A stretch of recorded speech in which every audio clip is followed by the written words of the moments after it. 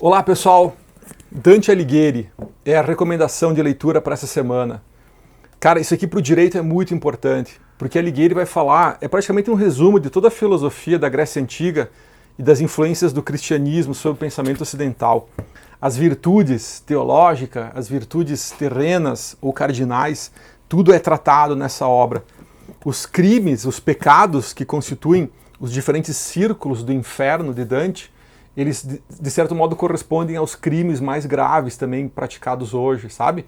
Então é muito interessante observar a correlação que existe entre esse conjunto, né, de filosofia helênica e, ao mesmo tempo, uma pressão muito forte assim, das convicções cristãs sendo refletida no campo do direito. E Dante Alighieri, pessoal, é um livro assim, muito legal. Vou fazer um comentário assim breve, porque tem uma coisa, fica até o final desse vídeo que eu vou fazer uma proposta de leitura que não é muito comum, tá? Mas que para o direito vai fazer muito sentido, certo? É uma proposta que não aparece nas críticas, geralmente nas análises literárias, né, que os especialistas fazem, mas vocês sabem que a gente sempre enxerga coisas que os outros não enxergam, né? Então eu vou fazer para vocês uma proposta de uma compreensão da comédia de Dante Alighieri, que ela é um pouquinho diferente e vai mostrar alguns aspectos bem interessantes para vocês, tá? Bom, primeira coisa, pessoal, é muito difícil ler Dante Alighieri. Eu tenho aqui essa edição bilíngue, né? Português e italiano, tá? Mas ela é escrita em versos, certo? Ela é uma poesia, ela tem uma métrica muito rigorosa. A gente até fica imaginando a dificuldade do tradutor de conseguir transformar para a língua portuguesa esses versos tão métricos, né? Tão rigorosos que Dante Alighieri escreve. Então, pessoal, não se iludam, é muito difícil ler o original da Divina Comédia em verso. É por isso que os editores fizeram uma outra edição que conta a mesma história, só que em vez de ser em verso, é feito em prosa, ou seja, é a mesma história, só que escrita de uma forma diferente, escrita como se fosse um romance literário, entende? Então a recomendação, galera, para vocês que estão começando esse universo das leituras mais complexas, não comecem direto pelo original, não vai dar certo, vocês vão desistir na segunda página, é sério, tá? É muito difícil mesmo. Então começa com o livrinho aqui do Dante Alighieri em prosa, que é na linguagem comum, assim, tá? Que é um livro escrito como se fosse um romance. Então é a mesma história, tá? Ela é muito bem feita, todos os elementos estão aqui também, só que em vez de ser, então, na forma da poesia de verso, que é dificílimo, tá? De compreender, aqui tu tem, então, a transformação do texto de Dante Alighieri na forma de uma história, né? Na forma de um romance, inclusive com referências, com citações do tradutor, explicando de onde vem a tal palavra, o que significa tal coisa naquele contexto, tá? Então é essa que eu vou indicar para vocês, galera. Aí depois que lerem essa e quiserem se aventurar na linguagem de Dante, né? Aí sim, então, vocês pegam, né, aquela que é a original, tá? Da obra em versos. Por que a gente gostou de Dante Alighieri? Bom, a gente já tinha lido, claro, né? Mas quando eu estava escrevendo esse livro aqui, ó, que é um livro que faz uma análise iconográfica de elementos lá do finalzinho da Idade Média, início da modernidade, tá? Que é uma obra se chama Alegoria do Bom Governo, Alegoria do Bom e do Mau Governo, do Ambrogio Lorenzetti, que fica lá em Siena, na Itália, tá? Cara, existem muitos elementos interessantes, e por exemplo, a figura do tirano, essa figura de uma pessoa que parece demoníaca, né, com dentes de vampiro e os chifrinhos. Então a gente fica numa pesquisa mais aprofundada, como foi essa, né? A gente quer entender a correlação que os artistas fazem com as obras literárias da sua época, tá? E aí a Divina Comédia de Dante Alighieri era uma obra de referência, né? Dante Alighieri, ele viveu na mesma época que o Ambrogio Lorenzetti, só que o Lorenzetti era de Siena e o Dante era de Firenze, de Florença, na Itália, tá? Que eram inclusive cidades inimigas, né? Tinha uma briga na época entre os guelfos e os ghibellines. Então é importante para a gente entender, ou para mim no caso, né, entender por que Ambrogio Lorenzetti organiza a sua iconografia do bom e do mau governo daquela forma, com aqueles elementos, né? Se não há referências, por exemplo, na Bíblia, que os seres teriam chifrinhos ou dentes afiados, sabe? Da onde que vem, né, esse imaginário que os artistas depois constroem na forma de pinturas, gravuras, a forma de uma relação iconográfica, tá? Então é isso que me levou a estudar a fundo Dante Alighieri, certo? E turma, aqui ó, é uma obra riquíssima, tá? Eu vou fazer agora um breve comentário, assim, só para vocês entenderem como o negócio é interessante. O Dante começa... Primeiro que... Por que se chama comédia, né? Porque tecnicamente, naquela época, os livros que começavam tristes e terminavam felizes, a gente chamava isso de comédia, tá? E os livros que começavam felizes e terminavam tristes, né, eram chamados de tragédias, certo? Então esse aqui, por que ele é uma comédia? Não é porque ele é engraçado, tá? Essa ideia da comédia ligado a coisas engraçadas é uma coisa bem contemporânea. É comédia porque ela começa do inferno e termina no céu. É isso, tá?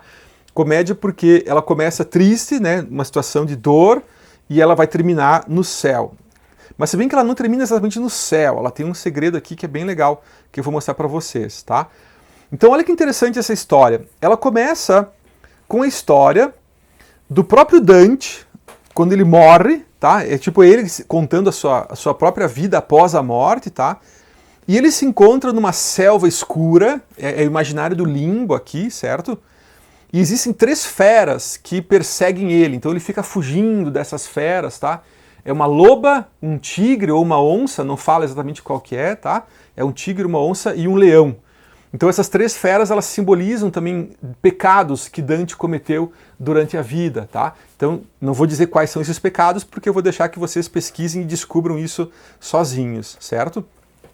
E aí, o próprio Dante, morto, tá? Ele não fala que ele está morto, é tudo subentendido, tá? É uma forma muito inteligente assim de contar a história, né?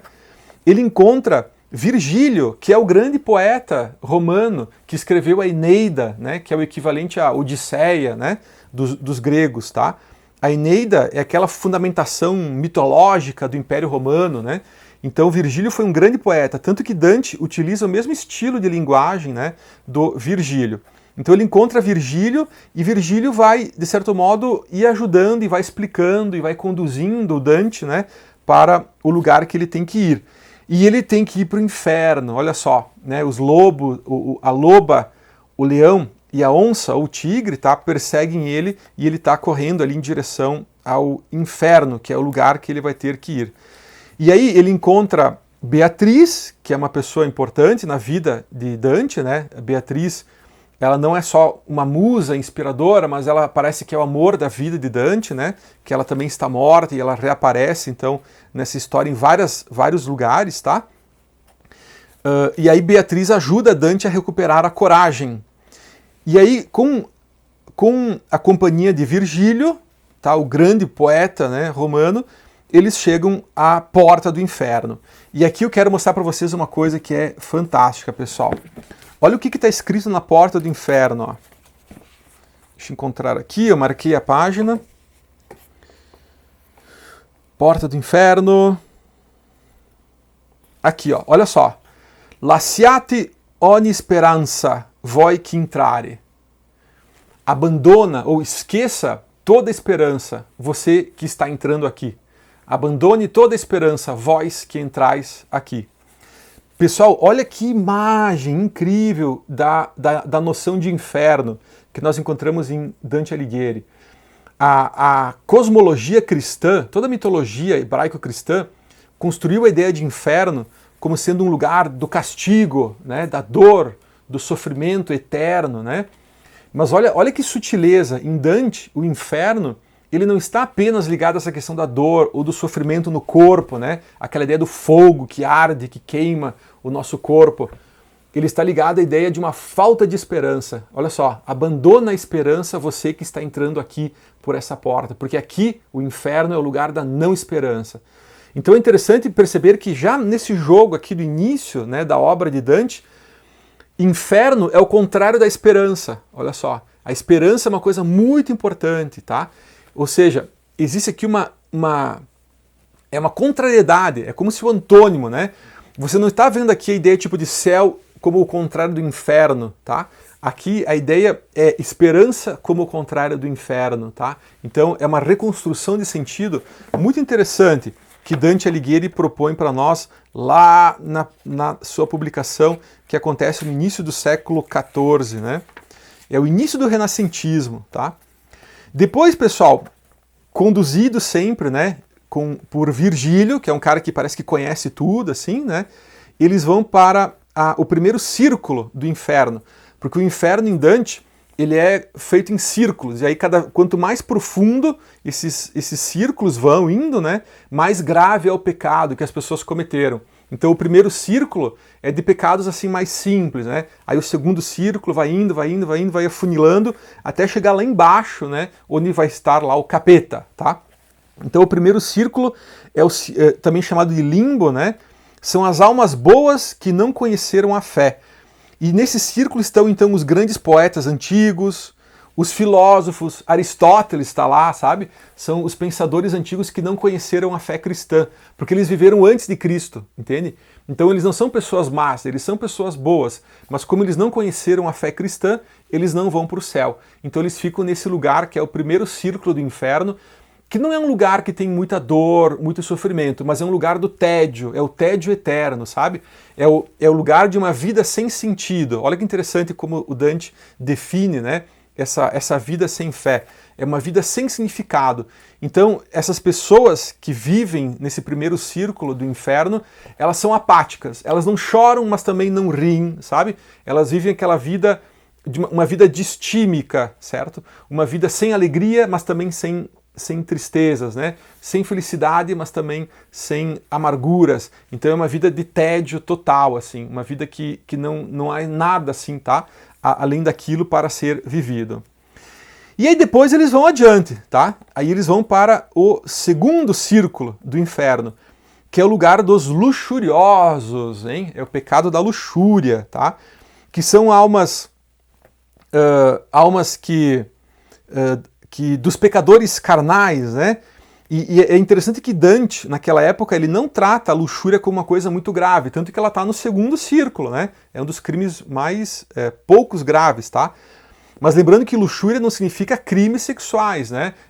A luxúria é o caso do adultério, né? São as pessoas que se amam e acabam tendo relações conjugais fora do casamento e assim por diante, tá? Então, essa que é a questão da luxúria, né? São pessoas que desejam outras, mas não está atrelada à violência. Por isso que Dante coloca essas pessoas, né? Esse tipo de pecado da luxúria no segundo círculo. E aí ele conta casos, né? Da cidade. É interessante isso. O Dante ele dá alfinetada nas pessoas. Ele vai contando, né? Os círculos do inferno e ele vai mostrando quem que está lá. E aí ele bota lá os inimigos dele. Ó, o fulano de tal está aqui no círculo do inferno, né? Ele coloca as famílias. Ele vai colocando assim o nome das pessoas da sua época, né, como ilustrações dessas pessoas que estão em determinados círculos do inferno. É muito interessante essa estratégia imagética que Dante faz, tá? O terceiro círculo, pessoal, mais grave do que dos luxuriosos, né, é o dos gulosos, é o pecado da gula, tá? Então ali também ele vai falando quem são as pessoas que estão lá, muitos padres, né, eles estão lá na imagem que Dante faz, tá? E os gulosos, cada um deles, eles têm uma pena correspondente, uma dor, certo? Então no caso dos gulosos é passar fome, olha que interessante. No caso da luxúria, eles são separados, sabe? O distanciamento, né, é a maior forma de dor para quem tem o desejo de ficar junto. Então é interessante observar também como Dante coloca qual que é a sanção infernal, né, para cada um desses tipos de pecados, tá? O quarto círculo, turma, é o dos ávaros, ou os avarentos e pródigos, né? Que são aquelas pessoas que só pensam em guardar dinheiro, que não praticam solidariedade, que não ajudam ninguém. São as pessoas egoístas, né? Que só pensam em si mesmo. Ou os pródigos que gastam tudo em jogo, né? Que gastam tudo e colocam em risco o patrimônio também da família, dos filhos e assim por diante, tá? Então, é interessante esse quarto círculo, tá? Porque eles são todos coléricos, são pessoas ávidas, né? São pessoas muito bravas, eles vivem gritando, eles não têm paz, eles não têm tranquilidade. Olha que interessante o modo, né, como Dante conecta a sanção para esse tipo, né, de pecado, tá? O quinto, turma, são os iracundos, tá? E vou deixar que vocês depois descubram na leitura, né, que tipo de pecados, né, são esses. E aí vai indo, tá? Tem o sexto, o sétimo círculo, e aí vai colocando assim todos eles, tá? A usura está no sétimo círculo. Olha como naquela época a cobrança de juros, né, já era uma coisa assim super vista como um pecado assim bem ruim, né? Os bancos naquela época, turma, eles eram vistos como grandes inimigos do povo, porque eles emprestavam dinheiro e cobravam juros tão altos que levavam as pessoas à falência, os mercadores à falência, né? É só lembrar, por exemplo, Shakespeare, alguns séculos depois, retoma também essa questão com Shylock, lá do Mercador de Veneza, né? Como a prática da usura, ela é vista como um pecado assim muito grave na época, né? Tanto que no Inferno de Dante ela está lá no sexto círculo, tá? Os violentos, né, eles estão no sétimo círculo, junto com o Minotauro, junto com alguns seres, né, do inferno que castigam o corpo, né, das pessoas. Tá? O suicida é o caso da violência contra si mesmo. Né? O suicida também tem um lugar lá no sétimo, no sétimo círculo do inferno. Os violentos contra Deus, a pessoa que pratica a blasfêmia, né, vai também estar lá no sétimo círculo do inferno. E aí ele vai contando os casos, né, pessoas que fizeram isso. Tá? É muito interessante a imagem, né, que Dante vai colocando. Tá? E os círculos vão indo, certo? Fraudulentos, a fraude, os semeadores de escândalo, de cisma, certo? Que são... Está lá no círculo oitavo, né? A pessoa que gera intriga entre os outros, tá? Também é um pecado importante. Os semeadores da discórdia, falsificadores, certo? E aí, pessoal, chega no nono círculo, que é o pior de todos, né? Que lá o nono círculo é onde está a própria figura do diabo, tá? E quem é que está lá no nono círculo? São os traidores. A traição nessa cosmologia dantesca, tá? É o pior de todos os pecados, certo? E lá está, né, entre esses grandes traidores, Judas Iscariote, né, que traiu Jesus Cristo, ele é um deles que está lá, mas tem outros também, certo? Tem outros traidores importantes da história que estão lá também. E a pena para esses traidores é ser devorado constantemente pelo próprio diabo. O diabo, ele é retratado como uma figura monstruosa, que tem asas de morcego, que quando ele bate aquelas asas, o gela, tá? É interessante porque o inferno está associado à ideia do fogo, né? Mas o fogo está em alguns círculos só do inferno. Em Dante, essa parte mais baixa do inferno, tá? Ela é gelada, tá? Por causa da batida e do vento, né? Das asas de morcego do próprio capeta, tá? Então é uma coisa bem interessante. E pessoal, existem várias pinturas, várias imagens, né, que artistas fizeram. Eu tenho esse livro aqui, ó, Iconografia Dantesca. Ele é em inglês, tá? A representação pictórica da Divina Comédia de Dante. Fiz uma tradução simultânea aqui para vocês. E esse livro aqui ele explora diversas imagens que os artistas fizeram, né, com referência à comédia de Dante. Então, por que o inferno é daquela forma? Por que não é de outra, tá? Então, é uma obra também muito interessante, assim, para quem quiser se aprofundar nesse imaginário dantesco, tá? É um livro, assim, bem legal. Paguei bem caro, né, importado e tal. A gente acaba gastando um monte nessas coisas, mas é bem legal. E na internet vocês encontram algumas dessas imagens, tá? Dessas representações iconográficas do inferno de Dante. E uma delas, que é muito famosa, é a do próprio Botticelli, certo? Botticelli tem uma representação, uma pintura muito legal dos círculos do inferno de Dante, tá? É muito legal, galera. Eu recomendo que vocês observem, para vocês verem todos os elementos iconográficos assim, de cada um dos círculos, né? As sanções, as penas que cada um deles sofre, tá? E aí, pessoal, como o inferno... Olha que interessante, naquela época o planeta não era redondo, né? Eles acreditavam que o planeta era uma esfera. A Terra era mais ou menos plana naquela época, certo? Então eles acreditavam que o inferno ele era um buraco na Terra provocado quando Deus expulsou do céu o Lúcifer, né, que era um anjo, certo? Ele jogou o Lúcifer para baixo com muita força e aí Lúcifer abriu um buraco no chão, só que como a Terra era esférica e não redonda, esse buraco atravessou a Terra, tá? E aí formou uma montanha do outro lado, certo?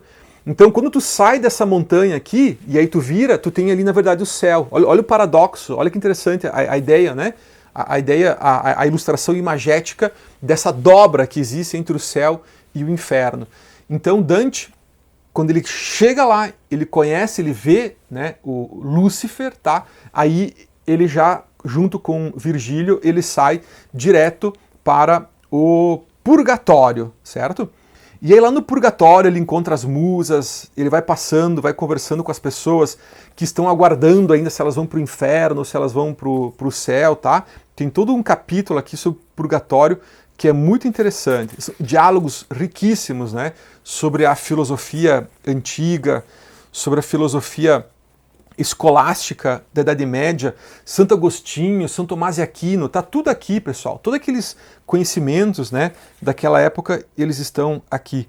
Então as referências tanto à mitologia hebraico-cristã como essa filosofia, tá? Elas são muito interessantes.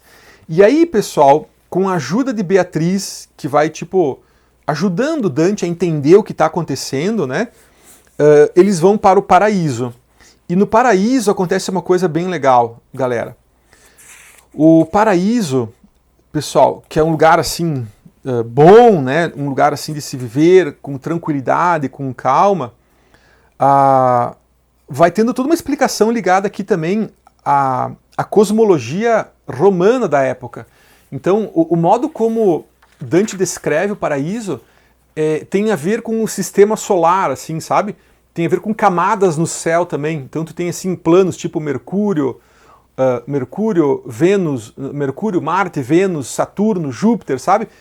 Tu tem uma correlação também com a mitologia romana. É muito rico isso aqui, vale muito a pena ver, tá?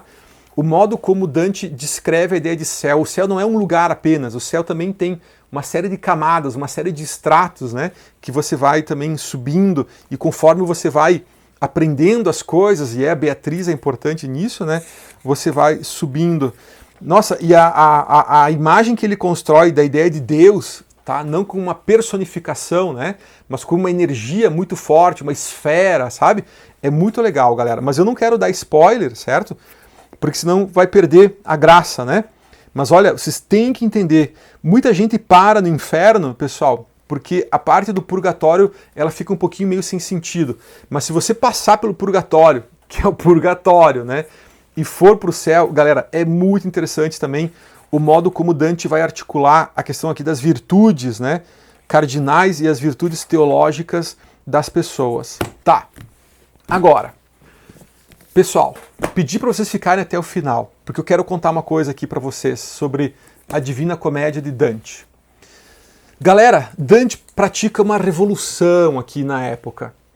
Porque se vocês pensarem naquela época, cara, é final da Idade Média, certo? Início da modernidade. É o início do renascentismo. E se tu for pensar, de verdade, turma, toda a explicação do destino dos homens naquela época era uma coisa meio que comandada pela vontade de Deus. Ou da natureza das coisas, numa visão assim mais grega e romana, tá? Então tu estava num mundo espremido, né, entre uma filosofia helênica, depois escolástica, que vai colocar elementos de filosofia grega e elementos de filosofia cristã, certo? E tu vive meio que espremido num mundo como esse. E nesse mundo, turma, não tem muito o que fazer, não tem muito o que fazer. Você vai ter o destino, né? Se você fizer coisas boas aqui na Terra, você vai para o céu, se você fizer coisas ruins, você vai para o inferno, tá? E o que o Dante fez nessa história, pessoal? Cara, ele fez um negócio muito diferente. Ele é um cara, ele mesmo se autorretrata como alguém que foi para o inferno, certo? Como alguém que foi perseguido por 3 feras ali que simbolizam pecados que ele fez no mundo, né? O leão, um tigre ou onça e uma loba, tá? E ele vai para o inferno. Só que ele mostra que ele conseguiu sair do inferno. Ele conseguiu ir para o purgatório e depois ir para o céu, certo? Reparem que Dante, turma, ele mostra nessa obra aqui uma coisa que é fantástica, assim, e que vai ser muito importante na modernidade, que é essa noção de que as de que o nosso destino não está nas mãos de forças sobre as quais a gente não controla, que o nosso destino, na verdade, ele está em nossas mãos. É a invenção do humanismo, certo? É aquela nova forma de pensar, aquele novo paradigma que no campo da arte a gente vai chamar de renascença e que no campo da ciência a gente vai chamar de humanismo. É aquela forma de pensar em que a explicação das coisas não está mais atrelada à vontade de Deus ou à natureza das coisas, mas está atrelada agora à própria dimensão da existência ou da vontade do ser humano, entendem? E isso aqui, pessoal, tá aqui em Dante. É uma coisa que vai aparecer só depois. Na arte renascentista, por exemplo, quando os pintores renascentistas começam a não fazer mais representações somente de imagens bíblicas, né? Eles começam a convocar figuras da mitologia pagã, é o caso da Grécia Antiga e da Roma Antiga, tá? Para ilustrar ideias, para ilustrar conceitos. E antes desse renascentismo, Dante já faz isso, a mostrar que um cidadão comum, um ser humano comum, como é o caso dele próprio, né? Como ele se autodescreve na obra, tá? Com o esforço que ele teve, o esforço de aprender a ser uma pessoa melhor, ele se esforçou para isso, ele se dedicou para isso, ele passou pelo inferno, passou pelo purgatório, entendeu, dialogou as coisas, compreendeu, né, o significado da vida, turma, ele conseguiu um lugar no céu. E mais do que isso, pessoal, ele não fez isso sozinho, tá? Ele teve a ajuda de duas pessoas muito importantes na vida dele. Uma é Virgínio, que teve que abandonar ele, ali, se não me engano, foi na entrada do purgatório. O Virgínio disse, olha, sinto muito, mas eu sou um pagão, eu não conheci Jesus Cristo, eu vivi antes do nascimento de Cristo, né? E eu não tenho autorização para seguir adiante. Então o Virgínio ele tem que ficar lá no inferno. Então Dante vai sozinho para o purgatório. Mas aí é que entra em cena uma outra figura muito importante da vida dele, que é a Beatriz, que é o grande amor da sua vida, né? Uma pessoa que, conduzida pelo amor, certo? Consegue levar Dante, né?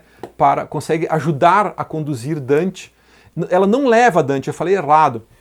Não é uma questão de assistência, não é uma questão tipo de ajuda, tá?